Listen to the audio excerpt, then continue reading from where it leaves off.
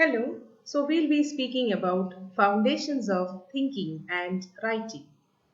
Malayalam is our mother tongue, and most of the students who are asked to write an answer in English, Malayalam speaking students who are asked to write an answer in English, they find it very difficult to write. And what's the reason for that?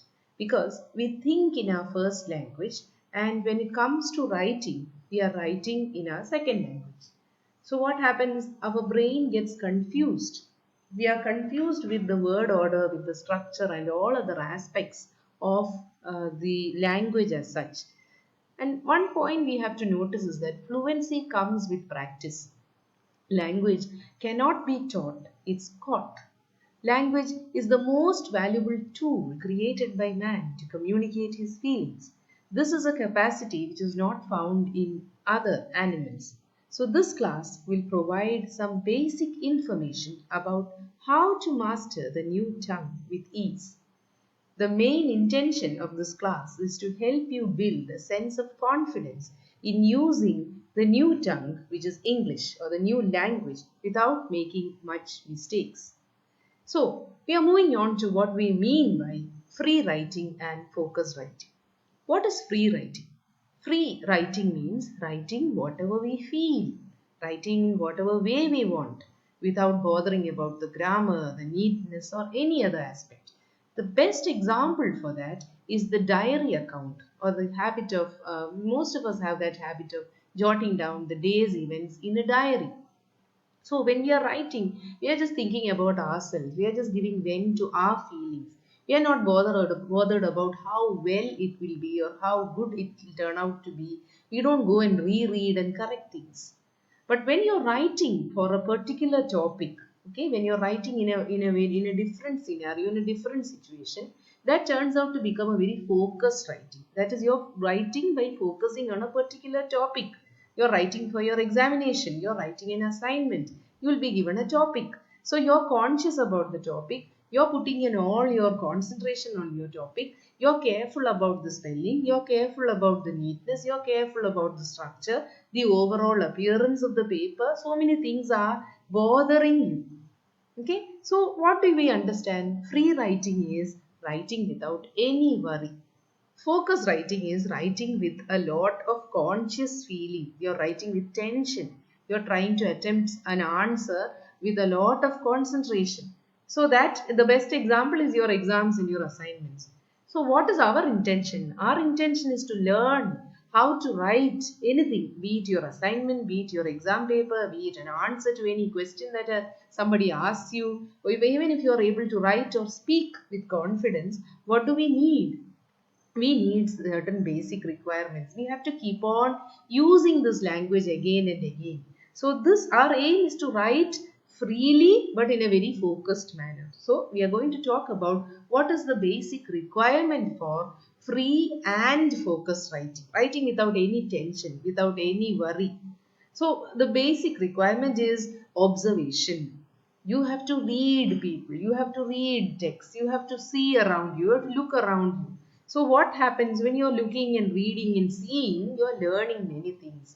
You're observing the different nuances of a person's expression of his face, his body language, the words that he uses when he's angry, when he's happy, the other feelings that you can read from his face. You try to jot it down in pen and paper. So when you try to jot it down, what is actually happening? You're consciously making use of the second language as much as possible. Now, when you're trying to jot it down, try to jot it down in English itself, not in Malayalam. When you see a very happy situation, consciously put in an effort to transfer those ideas into English. The ideas come from the world around us. This is processed in our brain. And so when the processing is taking place, try to process it in the second language. So clear writing will come from clear thinking. And how is clear thinking made possible? That's made possible by the constant use of the language faculty.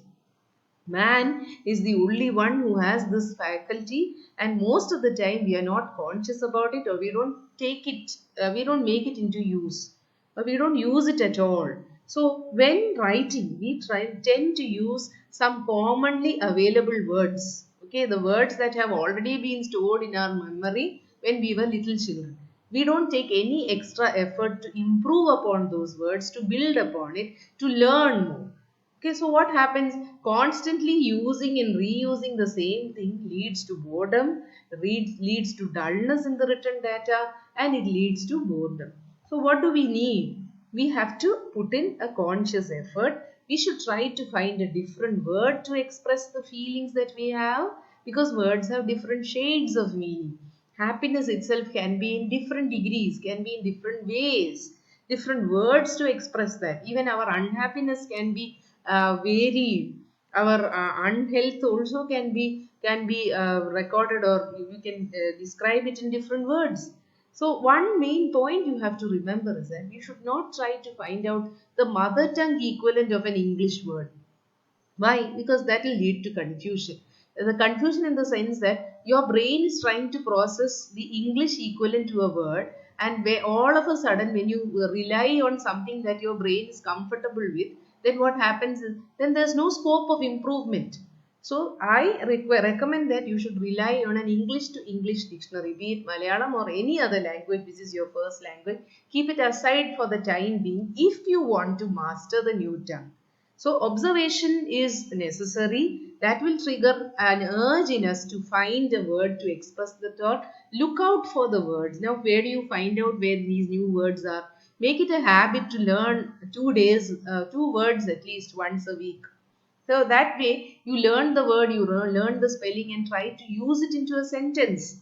Now for convenience sake, just for the time being, I put up a small exercise over here. So in this exercise, I have created some situations that have been experienced by different people have been jotted down in about five sentences. So these sentences, what we have to do is we are going to use your observation skills, and you're going to identify what might be the feelings that will describe these situations, or what the feelings might be of the person who's going through all these thoughts. Look at the first one. It's late at night. 14-year-old Jerry lies awake listening to his mother and father arguing in the next room. So now, as a keen observant of this new tongue, what are we going to look out for? We are going to look out for the words. Okay, we are going to observe what the meaning of each sentence might be. It's late at night. So what's the meaning? It has passed midnight, and it's the time when all the people are retiring in their bed. So it's late at night. So it's not a very normal time. It's late midnight. Okay. Next sentence. 14-year-old Jerry lies awake listening to his mother and father arguing in the next room. So that whole sentence can be split up into different main points. Okay, first point, 14-year-old Jerry. 14-year-old is a teenager. The boy is a teenager. He's lying awake.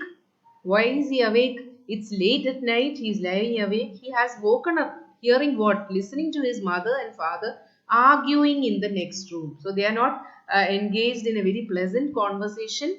It's a very heated argument, and that's happening in the next room. It's late at night. The teenager is listening to that. And so, what are the feelings that this little boy might be feeling? First of all, he might be feeling disturbed because his sleep was disturbed, or he might be feeling disappointed. If this is a very casual occurrence, maybe he's getting disappointed. Now, this disappointment can lead to a lot of unhappy feelings.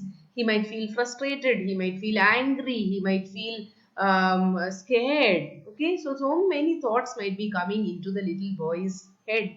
So those feelings have to be jotted down in these blanks. Take down these sentences and try to jot them down. Look at the next sentence. Sharon Davis has just changed a flat tire for the first time. There we have a young girl, Sharon Davis.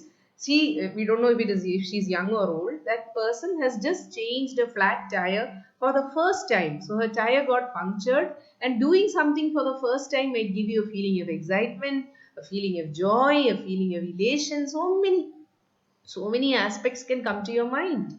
So try to fill in those words you feel might be apt to for the situation, and this way you try to build your capacity of using the language. So this will help you to master the new tongue with ease. It will help you to write freely. It will help you to write in a very focused manner, and that will help you to come up with wonderful, your language faculty will improve as such. So this kind of an effort cannot be done all of a sudden. You have to do it consciously, and you have to try to trigger this kind of an urge in you to learn more. It's only if you learn more that you can do better. And on this note, I wind up the class. I hope you have got some basics about what we mean by free writing and focus writing, because this is one of the basic foundations of thinking and writing. So from this, we move on to a few sample exercises that I'll be presenting up in my next video. So thank you.